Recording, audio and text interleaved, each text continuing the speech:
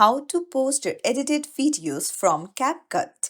Hey everyone, welcome back to the channel. If you are new here, don't forget to hit the subscribe button and turn on the notification bell to not miss any updates. So, do you want to post your videos directly from CapCut to other social media apps?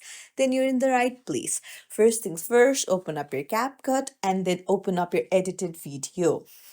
Now, once you're done editing, tap on the export option on the top right, and then you can see that it is loading. You'll need to wait for a while, and then you can see various options shared to TikTok, Instagram, stories, WhatsApp, Facebook, and other apps. You can just share it to the platform that you want to directly from your CapCut easily. So, if you found this tutorial helpful, don't forget to like and subscribe to our channel for more tips and tricks. Thank you for watching.